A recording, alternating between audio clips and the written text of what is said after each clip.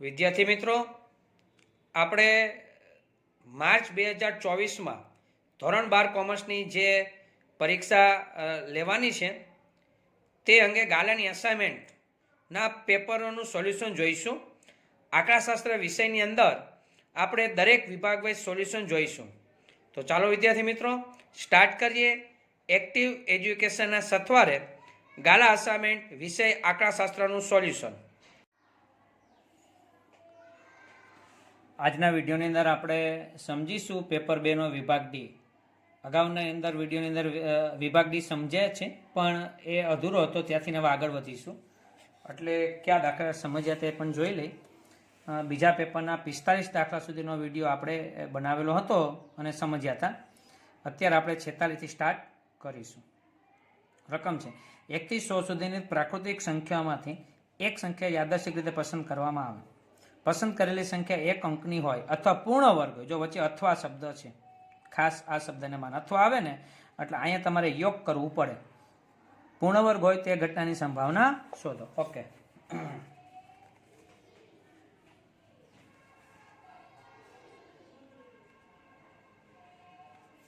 છેતાલીસ બરાબર. 1 થી 100 સુધીની પ્રાકૃતિક સંખ્યા. તો યુ બરાબર શું થાય?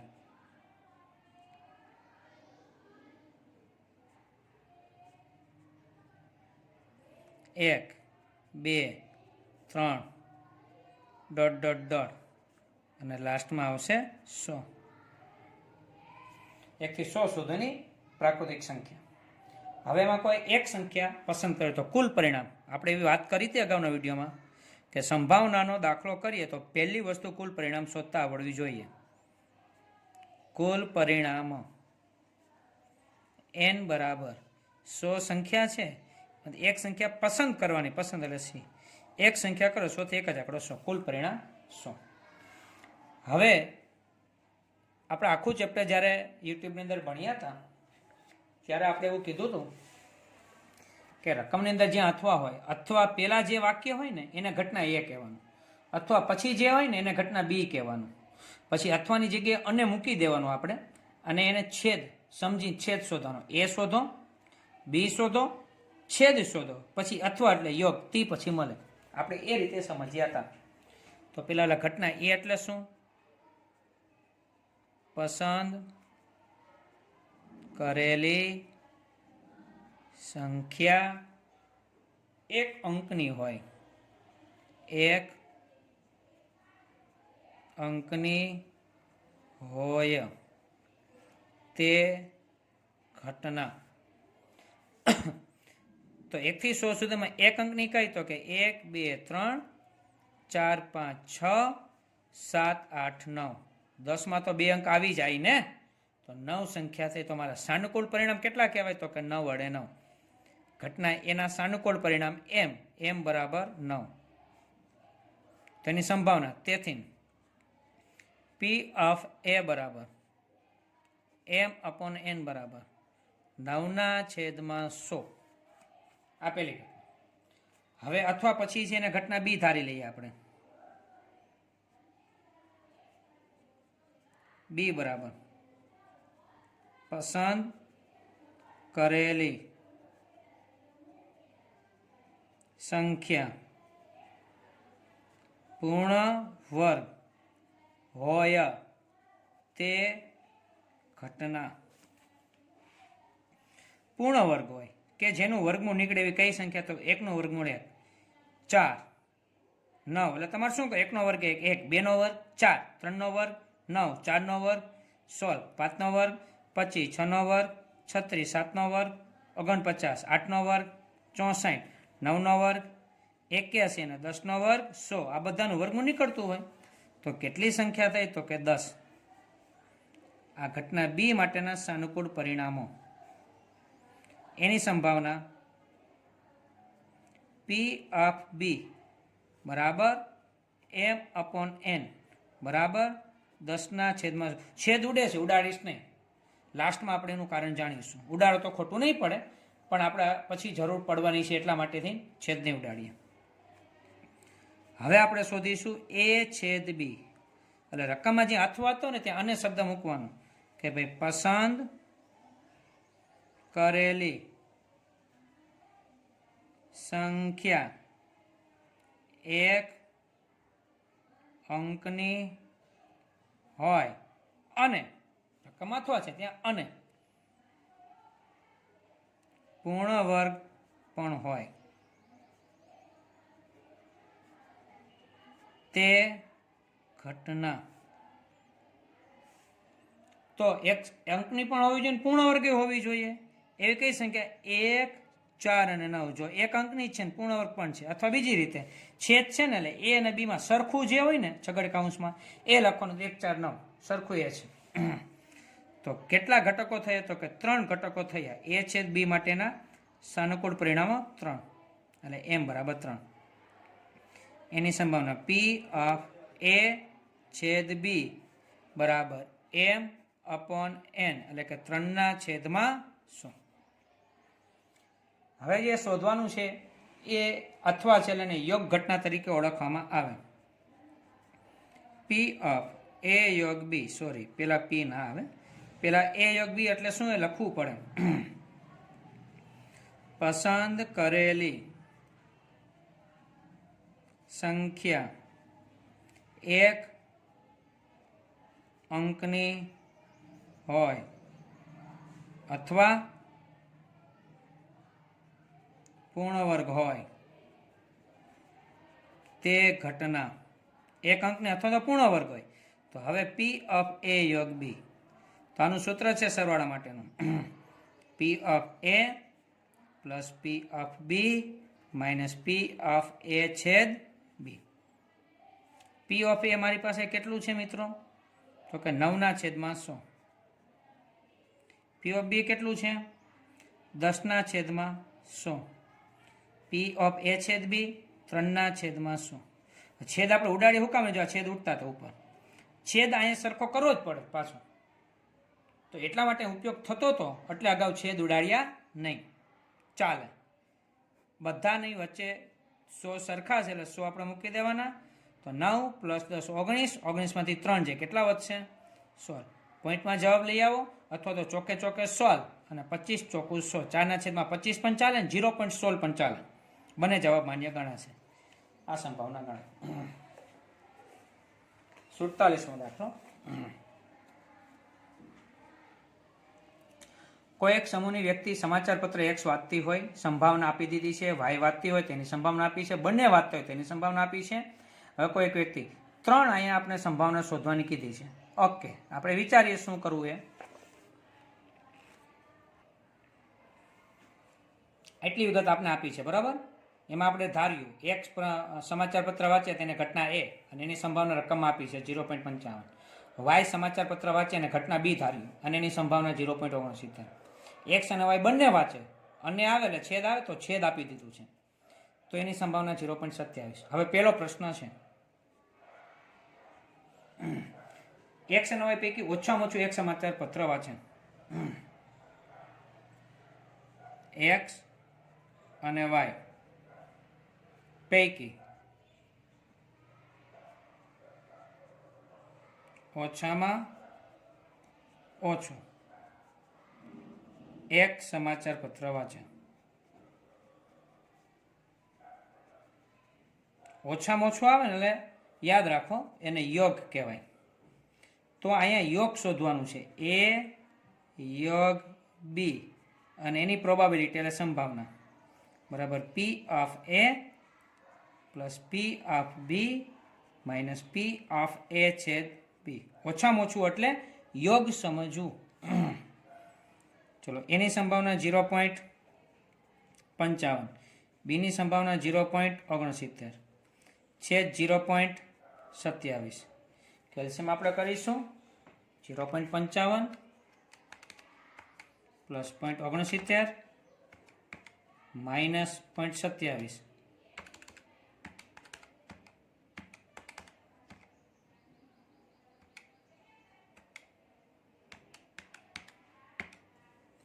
0.92 અચ્છા કોમેન્ટમાં લખ્યા છે સાહેબ કેલ્શિયમમાં ભૂલ છે ઓકે ખ્યાલ આવી ગયો 0.55 પ્લસ 0.69 બરાબર કેટલાથી 1.24 આમાંથી બાદ કરીએ 0.27, બરાબર. ઓકે, હા, કોમેન્ટ્સ એટલે જ કોમેન્ટ્સનું શિક્ષકો અમે કહીએ છીએ, કોમેન્ટ્સ લખો. ના સમજાતું હોય, કંઈ પણ પ્રશ્ન હોય, ક્યાંય ખોટું થતું હોય તો અમારું ધ્યાન દોરો. જય શ્રી રામ લખો, જય સ્વામિનારાયણ લખો, મજા આવે. 0.97. હવે ત્યાં આવે છે આપણે બીજો પ્રશ્ન. બીજો પ્રશ્ન છે, સમાચાર પત્ર એક્સ અને વાય પૈકી એક પણ સમાચાર પત્ર વાંચતી ન હોય, એ વ્યક્તિ એક પણ સમાચાર પત્ર વાંચતી ન હોય, બરાબર. એના માટે આપણે શું કહી શકાય? તો પી ઓફ એ મને આપી દીધું, સમજો ખાસ. પી ઓફ એ બરાબર 0.55, બરાબર. હવે અહીંયા મારે ડેશની જરૂર પડશે. ઓકે, ડેશની જરૂર નહીં પડે. 0.69. આ ના લખો તો પણ ચાલશે, કારણ કે ઉપર આપણે લખ્યું છે 0.27. હવે જે શોધવાનું કીધું છે, આપણે લખીએ છીએ એક્સ અને વાય પૈકી એક પણ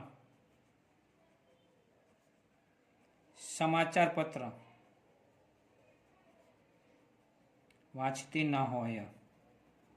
આ વાક્ય નામ કહેવાય કે ભાઈ એ સમાચાર પત્ર પણ એ વ્યક્તિ વાંચતી નથી, વાંચતી હોય તો એ, વાંચતી નહીં તો ડેશ. અને એટલે છે બી પણ સમાચાર પત્ર વાંચતી નથી એ વ્યક્તિ, બરાબર.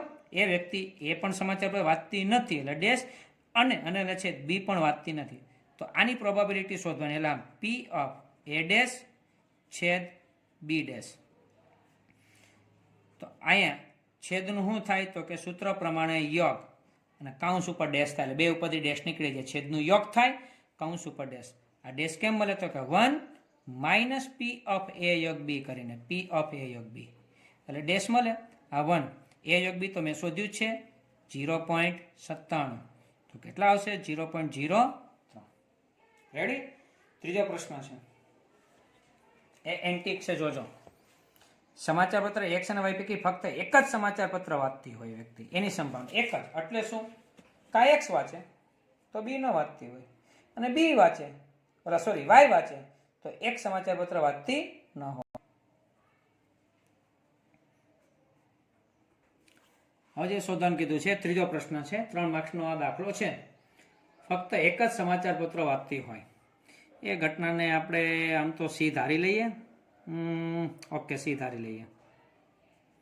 એક્સ અને વાય સમાચાર પત્રો પૈકી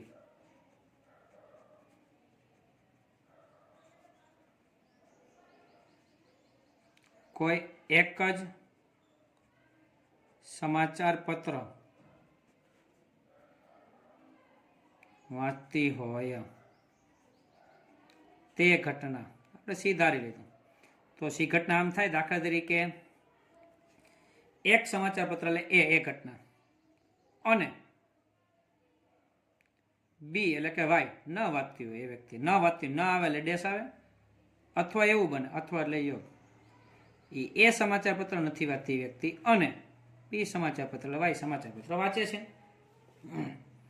આની સંભાવના લખી શકે. તેથી પી ઓફ સી બરાબર પ્રોબેબિલિટી ઓફ એ છેદ બી ડેશ યોગ એટલે plus probability of A dash છેદ બી.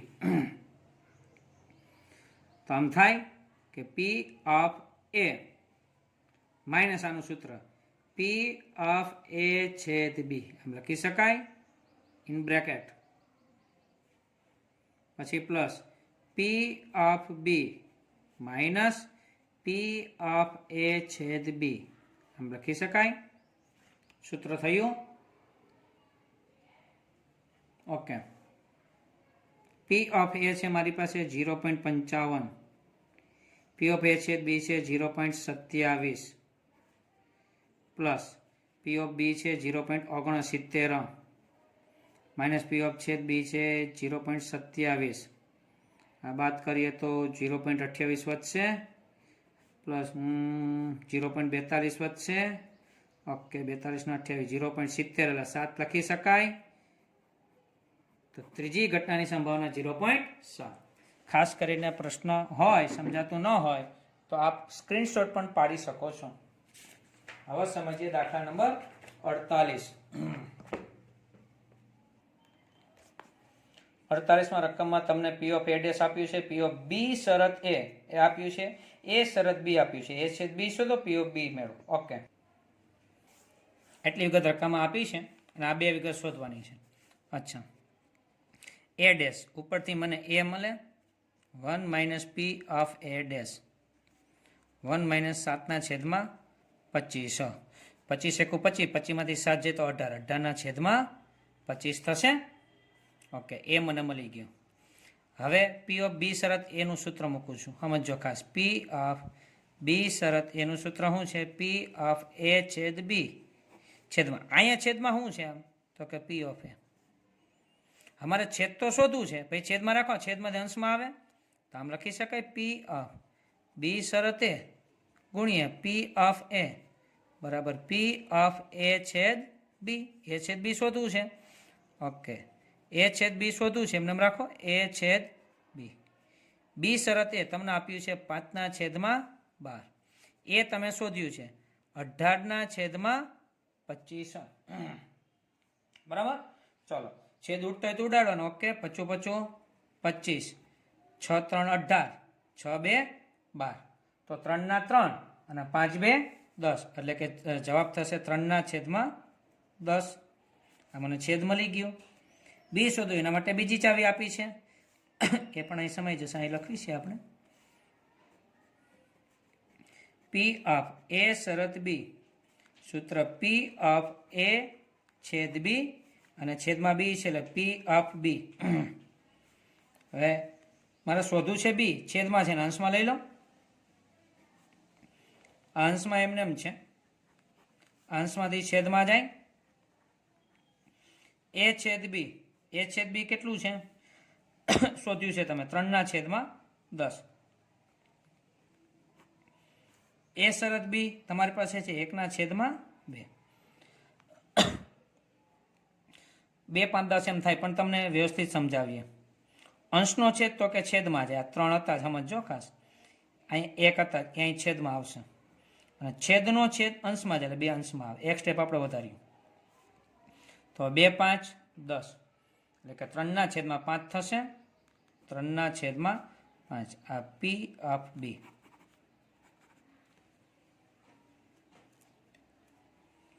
ઓગણપચાસમો દાખલો.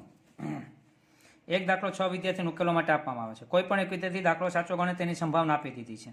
સ્વતંત્ર રીતે દાખલો ઉકેલવા પ્રયત્ન કરે, જો 6માંથી ફક્ત 2 વિદ્યાર્થી દ્વારા દાખલો સાચો ગણાય તેની સંભાવના શોધો. ઓકે, છે સંભાવના, પણ સંભાવના વિતરણનો દાખલો છે. n બરાબર 6. દાખલો સાચો ગણવાની સંભાવના આપી છે, સંભાવના એ સફળતા છે, દાખલો સાચો ગણે 0.6. તો ક્યુ કેટલું થાય? તેથી ક્યુ બરાબર 1 - પી 1 - 0.6 એટલે 0.4 થાય, જેમાં દાખલો ખોટો ગણે. પ્રશ્ન છે 6માંથી ફક્ત 2 વિદ્યાર્થી દાખલો સાચો ગણે તેની સંભાવના શોધો. તો x બરાબર 2 થાય. અહીં લખીશું x બરાબર 2 વિદ્યાર્થી દાખલો સાચો ગણે. પી ઓફ એક્સ નું સૂત્ર મૂકવાનું મિત્રો. પી ઓફ એક્સ નું સૂત્ર શું છે? NCX. મારી યારે તમે વિડીયોમાં પણ બોલી શકો છો, તમને પણ ખ્યાલ આવે કે મને કેટલું કંઠસ્થ છે અથવા ભૂલ પડે છે. NCX ઇન્ટુ પીની એક્સ ઘાત ઇન્ટુ ક્યુની n - x ઘાત. એક્સ એટલે અહીં કેટલા છે તો કે 2, n કેટલા છે 6, x 2 ઇન્ટુ ગુણ્યા પી 0.6, x ઘાત એટલે 2, ક્યુ એટલે 0.4 અને 6 - 2 6C2 એટલે આમ લખી શકાય 6 ગુણ્યા 5 છેદમાં 2 થી 1. 0.6 ની 6 નો વર્ગ એટલે 0.6 ગુણ્યા 0.6 ગુણ્યા એટલે 0.36 થશે. ઓકે, બને ત્યાં સુધી કેલ્સીમાં કરું. 6માંથી 2 જાય તો 4, 0.4 ની 4 ઘાત 0.4 ગુણ્યા બરાબર 0.16 ગુણ્યા એટલે આમ થાય 0.0256. 6 35, 30 ભાગ્યા 2 એટલે થશે 15 ગુણ્યા 0.36 ગુણ્યા 0.0256. આમ થાય 15 ગુણ્યા 0.36 ગુણ્યા 0.0256 બરાબર જવાબ કેટલો આવે છે આપણી પાસે? તો કે 0.13824.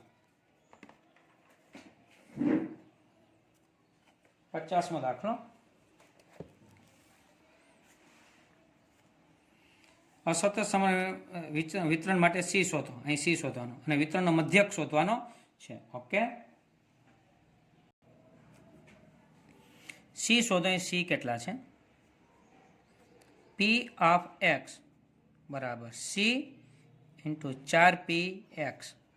હું એક્સની જગ્યાએ પહેલાં જો બધી વિગત મૂકી 0 મૂકીશ, સી એમને ઇન્ટુ 4p, એક્સની જગ્યાએ 0, આ સી એમને એટલે ક્રમચયનો આ પી છે બરાબર. 4p0 અહીં 0 એટલે જવાબ 1 આવે. કેટલો આવશે? 1 આવે. તો સી એકું સી. પછી હું 1 મૂકીશ એક્સની જગ્યાએ, આ સી એમને ગુણ્યા 4p1.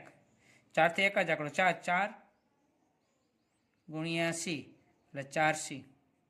પછી આપણે 2 મૂકીશું, સી ગુણ્યા 4p2. 4 થી 2 આંકડા 4 ગુણ્યા 3, 4 3 12, સી ગુણ્યા 12, 12c. 3 મૂકીશું, સી ગુણ્યા 4p3. 4 થી 3 આંકડા 4 ગુણ્યા 3 ગુણ્યા 2, 4 3 12, 12 દુ 24, સી ગુણ્યા 24, 24c. અને પી અપ 4 કરીશું, સી ગુણ્યા 4p4, એના પણ 24 જ થશે એટલે 24c. હવે મારે સી શોધવો છે.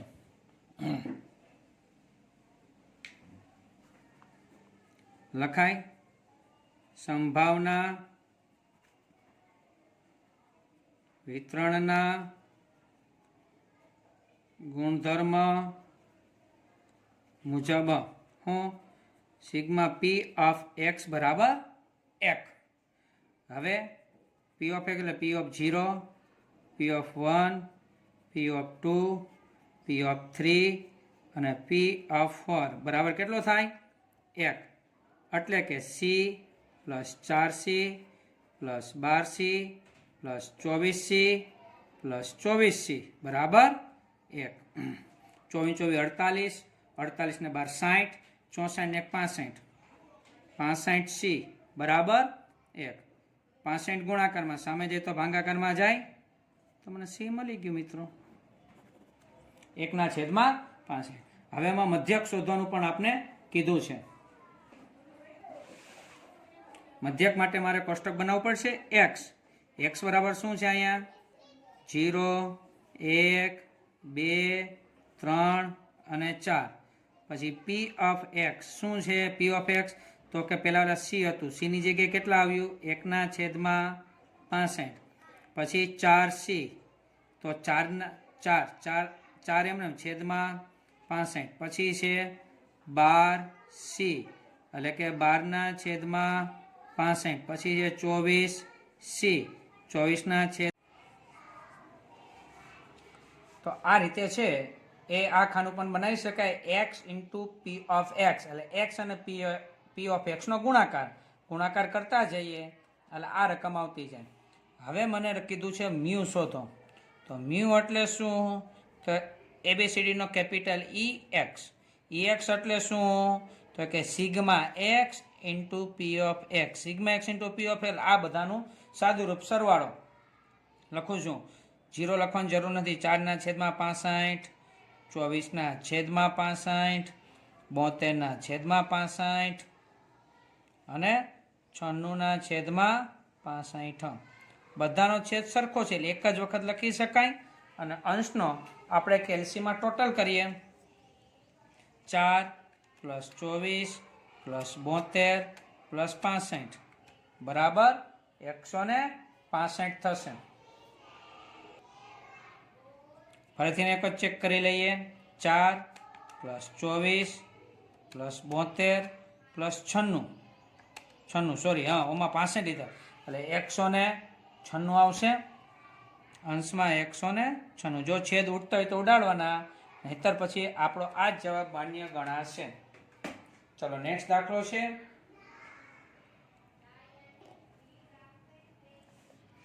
વિકલન ચેપ્ટરનો દાખલો છે. રેફ્રિજરેટર બનાવતી એક કંપની પોતાની રેફ્રિજરેટરની કિંમત ₹10,000 રાખે છે. ઓકે, એક્સ રેફ્રિજરેટર બનાવવાનો કુલ ખર્ચનું વિધેય આપી દીધું છે. કેટલા રેફ્રિજરેટર બનાવતી મહત્તમ નફો થાય, મહત્તમ શબ્દ આપ્યો છે. બરાબર, તો જોઈએ આપણે શું કરવાનું છે.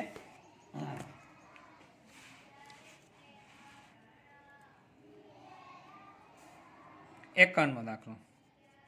મને રેફ્રિજરેટરની કિંમત એટલે એને પી કહેવાય.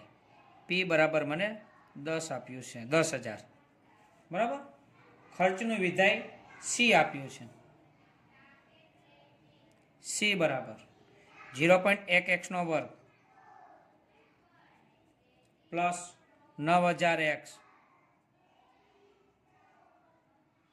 પ્લસ 100. બરાબર. અચ્છા, હવે મને શોધવાનું કીધું છે નફાનું વિધેય. મહત્તમ નફો થાય જેની હારે મહત્તમ શબ્દ લાગે એની 4 વસ્તુ શોધવાની. સિંગલ વિકલન, ડબલ વિકલન, જરૂરી શરત ને પર્યાપ્ત શરત. બોલું છું, સિંગલ વિકલન શોધો, ડબલ વિકલન, જરૂરી શરત, પર્યાપ્ત શરત. તો મહત્તમ નફો એવું કીધું છે. તો નફાનું સિંગલ વિકલન, નફો એટલે પ્રોફિટ, નફો અહીંયા આપ્યો નથી. નફો કઈ રીતે શોધાય? તો અહીં તમને કિંમત આપી છે. આ પી એટલે પ્રોફિટનો પી નથી, માંગનું વિધેય છે અથવા કિંમતનો પી છે, બે કહેવાય, માંગનું વિધેય અથવા પી. પ્રોફિટ કેમ મળે એ આપણે સમજીએ કે કુલ આવક એટલે આમદાની એટલે આર માઇનસ ખર્ચ. તો આજે આર શોધવાનું તમારી પાસે બાકી છે. તો પેલા આર શોધવો પડશે. આર એટલે શું? આર એટલે એક્સ ઇન્ટુ પી. તો અહીં એક્સ કેટલો છે? એક્સ એમને. પી કેટલું છે? 10,000 છે ને પી. તો 10,000 ગુણ્યા એક્સ એટલે 10,000 એક્સ. અને આર કહેવાય ટોટલ આમદાની એટલી એમ. હવે આપણે શોધીએ નફાનું વિધેય. નફાનું વિધેય, નફાના વિધેય એટલે પી. એને પી જ કહેવાય, માંગના વિધેયને પી કહેવાય અને નફાના વિધેયને પી. પી પ્રોફિટ. બરાબર, પ્રોફિટ એટલે કુલ આવક એટલે કે આર એટલે કે આમદાની માઇનસ ખર્ચ. આર એટલે કેટલું છે? તો કે 10,000x માઇનસ કાઉન્સમાં પૂરીએ સી. સી એટલે ખર્ચનું વિધેય રકમ જ આપ્યું છે 0.1x² પ્લસ 9,000x પ્લસ 100. આ 10,000x કાઉન્સ જોડે કાઉન્સની બહાર માઇનસ નિશાની છે. Plus minus minus plus minus minus.